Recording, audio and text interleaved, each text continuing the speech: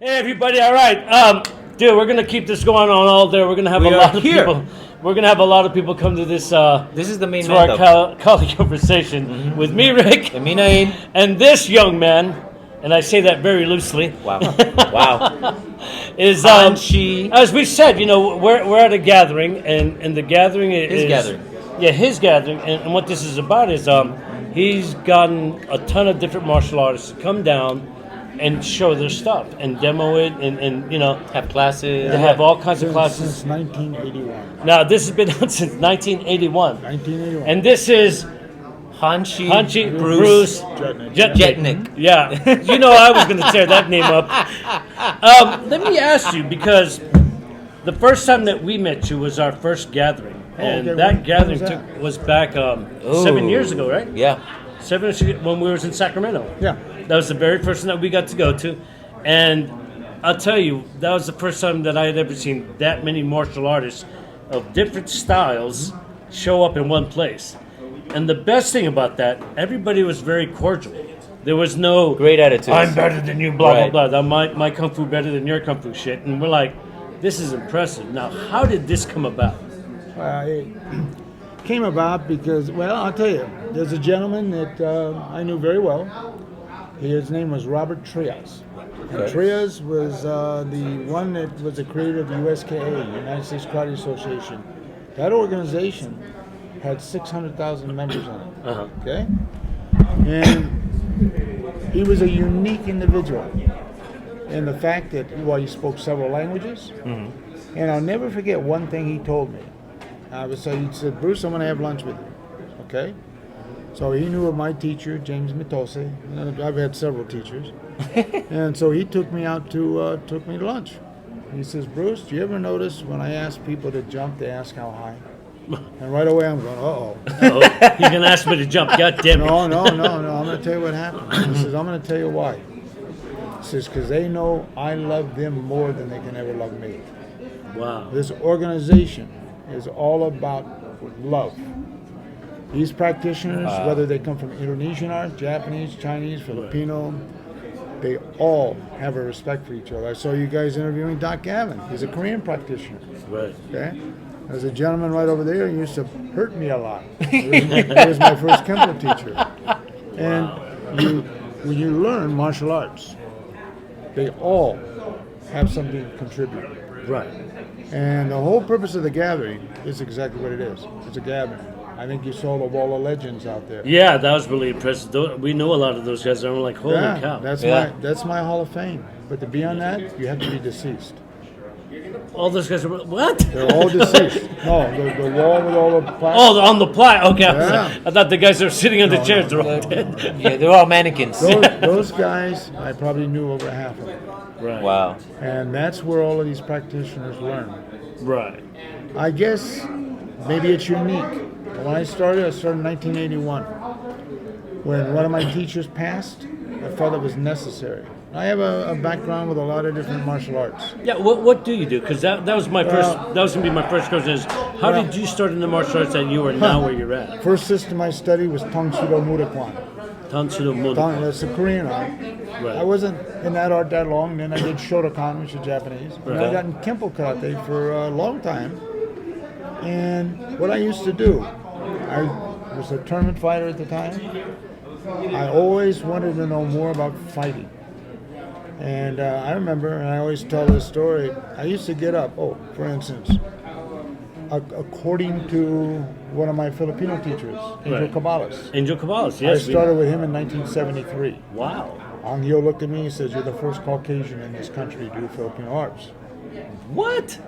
Yeah. And That's- the guy that got me going. His name is Danny Inosanto. Danny Inosanto, of course. Danny, Wow. Danny, I was a Kempo guy at the time. Danny called this gentleman up, Pasquale. He says, Pasquale, you and Bruce got to go down to Stockton. Right. You go down and see Angio. He says, do you know we have an art called Filipino arts? So we went. We'd start going. Well, I used to get up. I had a school in Sacramento. I used to get up, and this is probably about twice a week, about a couple, 3 years. And I would get up in the morning at 3 a.m. I would drive to San Francisco, Right. and I would work with a gentleman by the name of Kuo Lin Ying. Sifu Kuo, they called him the old man in the park. He wouldn't teach Caucasian how to fight. Right. And I studied from him, Northern Shaolin, and Chen style of Tai Chi. Was this over in Chinatown No, area? in Chinatown, yeah. Yeah. Over on Portsmouth.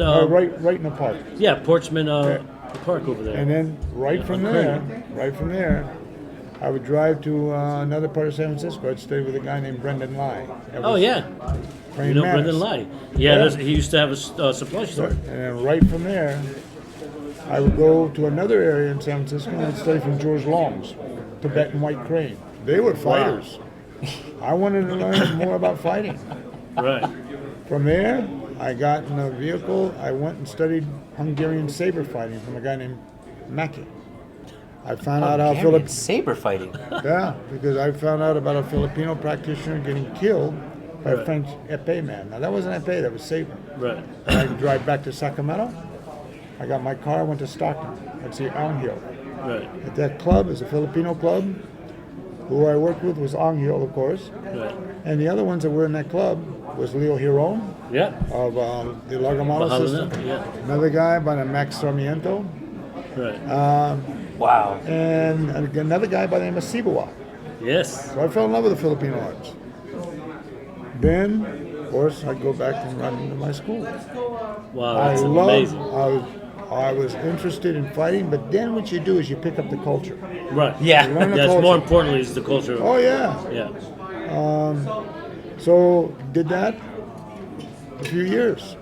There's a gentleman that one of my main teachers, his name was James Mitosi. Okay. A lot of people look at me as the head of Koshiru now. Wow. And I met him. He was in a bad place. Right. I tried to save his life. And it wasn't easy, man. Wow. And he would teach me things that nobody ever learned in Kempo. Kempo. And the Kempo related arts. Right. Every Kempo practitioner, Kaju Kempo, all comes from Mitosi. And I've never heard of this. This is crazy. Yeah. you never heard of James Mitosi? No, Well, no, I know we've heard James, of but I James, never yeah. heard the Oh, story. that this is you're where it talking- came from. It's a wild story, man. Yeah, because I tried to save his life. I trained Wow. under the Belisos Okay, when they're in yeah. San Francisco. Lenny, it's under yeah, Alamany, Lenny, right? under Rick Alamany. And Alamany and I are very close. it was Kempo and stuff, but I never heard these stories that you're talking about that they came from, where are you James. saying? You know who Rick Alamany is? Yeah, of course. Yeah. Well, Rick is the first one that I introduced to Mitosi. And when Mitosi died, Right. Rick was with me through the whole thing, him and his wife Margaret. Yeah, I mean, Wow. we were talking earlier with Belicio used to with date one of Nelson my Pinto, female students, and yeah. we brought up Alamany, and he's Yeah. like royalty back in the day. I talked to You know? Rick 3 days ago. Wow. And I'll tell you a story about that. I was with Cabalas. Rick called me up once from San Francisco because Rick was the first one I introduced Right. to Mitosi. And Rick called me up. He says, "Hey Bruce," I said, "Yeah." "You ever hear of Remy Priestes?" I said, "Yeah." He says, "Would you like to meet?" I said, "Bring him down." No, I'm gonna tell you why. I'm gonna tell you why. I was a Cabalist guy. So Rick brings Remy down. Remy looked at me and says, "Bruce, you do the Filipino arts?" "Yeah." He says, "You show me what you do." I Right. demonstrated everything, man. And I looked at him and I went like this. "You want to play?" You know what that means? Yeah. Oh, Yeah. yeah. That's a challenge, man. Yeah. Oh, yeah. So Remy goes, "Sure." I became a student. Yeah. And Oh, yeah. I'm the one who started Remy traveling throughout the country. Right. Wow. That I've heard of. Yeah. I heard that you were a key thing to that. Yeah, so I've been very fortunate. I've had some great teachers. That's And I loved every one of them, man. And this event is about people learning. Right. Restorative arts, like what's going on right there. Right. Restorative arts comes from martial arts. Right. Of course. Shiatsu, Yeah. Todo Ramakoshi. Namakoshi comes from Hakuru Aikijitsu. Wow. Did you know that? No. No. What the? Comes from martial arts, man. Like, Sifuku Jitsu, that's the art of Henry Okasaki. right. Okay? That's restorative. Wow. And that's another thing. I make all my people learn restorative You as know, well. I've noticed that every time we come here, you kind of walk around, you greet everybody, you're very cordial to everybody, and you don't even care whether they're white belt or black belt. But I see you just talking with people. Just, And he recognizes every style. and and He's he's that's recognized. blah blah blah. Oh yeah, because when we first met you, we were doing some footwork, and you're like, "Oh, that's what's our Pikiti."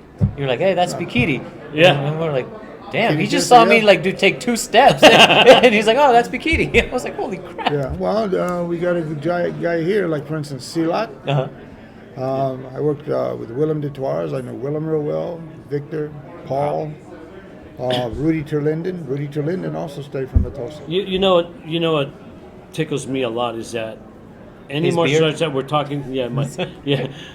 Whenever I talk to anybody here, you're one of the first names that pops up out of everybody. Sorry for that. But No, no, he's it's a the good thing name. because I'm really impressed by that because Yeah. you've become a big staple in the martial arts. Yeah, Whether you like to believe it or not. You're the guy. Yeah. I mean, these events that you put together, people come from all over, and I know they've come from some of them from China in the past and wherever else, Indonesia. Yeah. I mean, you make a phone call, they're coming. Well, That speaks the volumes. biggest one we had over 1,000 people. That was in 1,000, yeah. Sacramento. Yeah, I remember. We were at that Yeah. one. Yeah, that's so weird. And you know the thing is this: we're losing our teachers, Yeah. and the thing that upsets me is when practitioners they get in the arts, they don't teach your students to appreciate history. Right. Well, Somebody just bring it forward. yeah, well, there's 6,000 islands in the Philippines. Right. There's 14,000 islands in Indonesia, and I got little things I could talk about all of them. You know. Right. So I'm around an Indonesian practitioner. I say, "Apa boleh buat maaf goblok?" Means, "Excuse me, I'm stupid." Right. Yeah. You learn to love, and if you don't love the arts, fighting's easy, man. Right. Yeah. Not It's the stuff- fighting's yeah. not fighting's hard. Yes. And, I agree. Taking the time to study, learn, and grow is the most important thing. in the What do you world. think of people who evolve somebody's system? Oh, what do you think? hold on one second. Great. Hey guys, I'll be out in a few minutes. Okay. All right, man. Folks, thanks. remember, we are here at the gathering. Hello. And he is the guy. He is the guy. He so is the guy. everybody's Everyone gonna wants to talk to him. We have a bouncer there keeping So everybody what were you away. saying? So, what do you think, as far as in the martial arts, right? You've seen a lot, obviously, right? What is one of the things that keeps you going? Because you said, I know we talked to a bunch of other people, and they said martial arts is changing so much that some of it is changing for the bad, you know. But what do you think is the good things that are coming out of this stuff, and how far do you think it'll go? You know, because Well, martial it's kind of waning, don't you hopefully, think? I was teaching some people today. I said, look, man, equation 1 and 1 equals 1. Okay? Right. You got nobody pays attention to the bad guy. They're the ones that make the good guy work. Right. Okay? And the problem with martial arts, too much emphasis. You don't see me wearing an obi. Right. You Yeah. know why? It's become embarrassing. So I see people, some people, all they care about is a belt, a rank, a certificate. Yeah. Okay? That's not what it's about. It's about heart, shin. See, and that's what we've noticed, because like in our system, you know, we also teach a system, but we don't wear belts. We just call each other Koya, which So, means well, brother. there's nothing wrong with it. Well, for instance, I brought up Robert Trias. Mm-hmm. There was a guy that was going to be here this weekend. I really wanted to see him, man. He Right. knocked me out. And I want to his see name- the guy that knocked me out. No, his name, no, not for that. His Oh, name okay. is John Hutchcraft. He Okay. was a student of Trias. And I was in Phoenix with him, and we were doing a thing called Shite Kumite, which is pre-designated point sparring. Right. Man, that dude could hit. And John tagged me. He didn't know he knocked me out. Right. Right. You know, that's when you see white. And I ran into him in Phoenix just a little bit ago. He says, Mr. Judnick? I said, yeah. He said, John? He said, yeah. I've been looking for you, John. He said, why? You know you knocked me out? I said, I did. He didn't know. And no, but I'll tell you something. Yeah. Love him.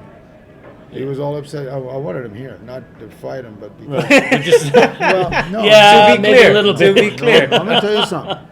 There's a gentleman here, Jerry Pennington. Mm-hmm. You don't see too many people that fight like that. Right. He's a Trias guy. I always talk to a story about one of his students, Linda Puglisi. Right. And we were using Bogle gear one year. I was bringing Bogle. That's you wear a helmet, in a chest pad, bare knuckle, full contact. Oh Okay. my God. And I was introducing that to LA, and couldn't find a fighter to fight this guy Newman. Right. And took the internationals that year. And so this guy comes up, he says, "You need a fighter for him?" I said, "Yeah." He said, "I have one." I said, "Who?" He said, "My wife." My wife. Holy crap. This little gal came up, cute as a button, man. And she put the helmet on. I mean, you're talking about full contact, bare knuckle. Okay? Right. So if you hit wrong, you're going to break your hand. Oh, yeah, right. First punch, she knocked him out. And I looked at her, and the first thing I said is, I said, "Excuse me, honey, but I love you." Yeah. And then I says, Why not? I says, "Now, I got to ask you a question. Who's your teacher?" Right. She said, "Mr. Jerry Pennington, sir." I Oh. said, "That's why." There you go. Yeah. Now, they came through the Trias guard. The Trias, you got a Udansha, a black belt from Trias. That's a big deal, man. Right. And he spoke several languages fluently. Gee. And he's the one that brought Sanban Kumite, 3-point sparring, and it became well known. In his book he wrote, The Pinnacle, he talks about 34 methods of Kumite. One of them is push hands. Wow. But that became popular. Right. 3-point sparring. There's 34 methods. There's a karateka that use that.